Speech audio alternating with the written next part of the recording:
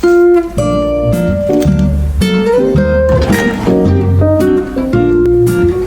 guys, welcome back to my channel. Today we're going to be doing something slightly different. This recipe I've actually never made before. I was looking up vintage like baking recipes, cookie recipes, and this sort of stuck out to me. It just reminds me so much of something my Nana would have made around the holidays. Like it just looks like it comes straight from the old Betty Crocker cookie cookbook. It's also super easy. There's barely any measuring involved. We're going to use a store-bought sugar cookie mix as the base. So this would probably be good if, you know, you're looking for something sort of last minute and don't want to do a heck of a lot of work. So hopefully it's good. We'll give it a try. Other than that, let's just get baking. All right, so you're gonna go ahead and start and just dump that whole bag into a large bowl. This is super easy. And you're gonna add one whole package of pistachio jello pudding. This is the instant kind, and this pack is the one that says 4 servings, so the smaller box. And 1/4 cup of flour. Really the only true measuring you're gonna do for this whole recipe. And mix it all up. Next, you're just gonna melt an entire stick of butter.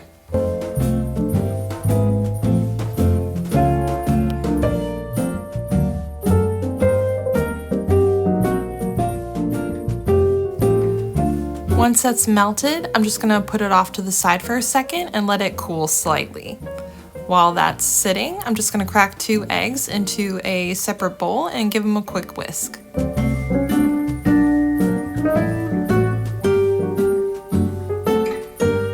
And here I throw one overboard. Just throw it back in. Now I go ahead and add the butter first. And kind of give it a mix before I add the eggs. I just find it's easier to incorporate it all like this. Once it's slightly mixed, I go ahead and add the eggs.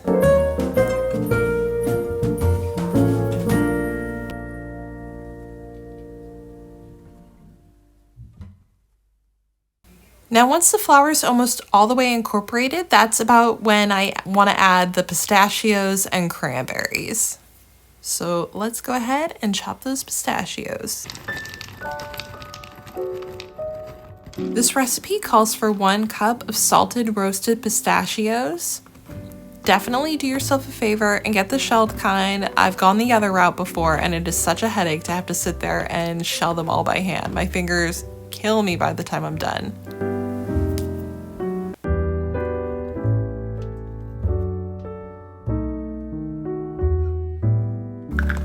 Now I'm just going ahead and adding a 1/2 cup of dried cranberries. I noticed at the end that the recipe wanted to have these chopped. I completely missed that. I think they came out all right anyway though.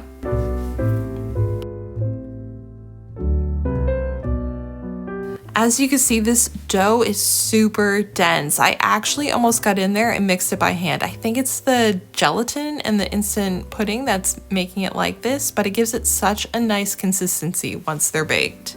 Just be patient, it'll get there.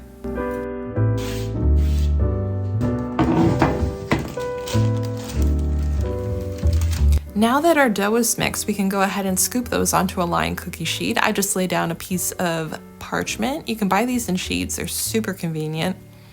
I'm using a tablespoon scoop here, which I think is a really nice size for cookies. I think it keeps them small and you don't feel as guilty when you eat a bunch. They also bake a lot faster when you make a smaller cookie. I can fit about 15 on my sheet pan. Now I'm gonna put these in an oven that's been preheated to 350 and we're gonna go 8 to 10 minutes.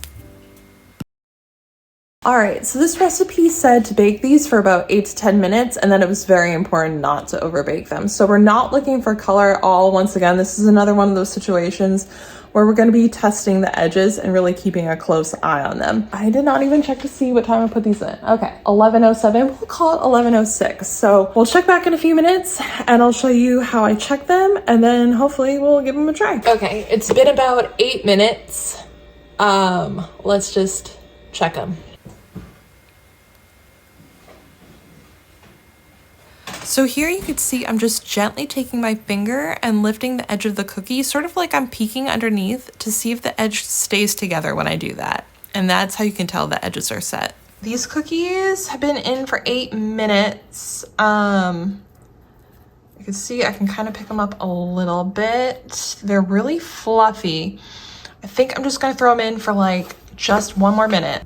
So they seemed a little doughy, just like slightly. I'm just giving them like barely any more time in the heat. All right, I broke one open. Oh my God. I broke one open and did need a little bit more time. This is essentially hot cookie dough. I mean, it's not bad. It's very good. But it did need like another minute. So I threw it back in. No big deal. It'll be all right. But it is tasty. So I literally just stuck them in there for like 1 more minute. And I think these are gonna be okay. I'm feeling them now, and like your instinct would tell you these are not done. But as they sit here on the pan, they're gonna continue baking a little bit. There's barely any color on the bottom. Oh, I'm sorry, I hear my neighbors. See right there? Oh my gosh, it's right there. There's a tiny bit of color, like tiny bit, but most of them don't. I think these are gonna be okay.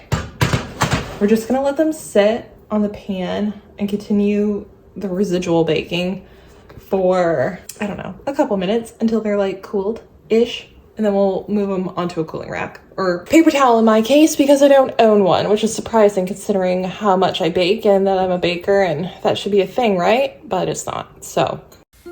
After letting those sit on the pan for a few minutes, I'm just gonna go ahead and remove them and let them finish cooling over here on this paper towel. These cookies were surprisingly good and really easy. I think for a batch of cookies made from a store-bought mix, these really had the taste and texture of a homemade cookie. Really pleasantly surprised. I don't think I would know that these weren't completely homemade if I hadn't baked them myself.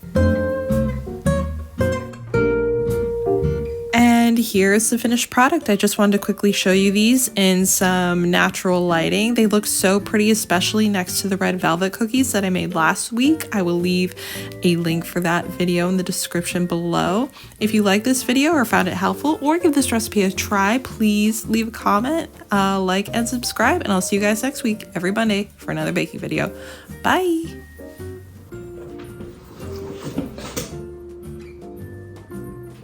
I just dropped a cookie.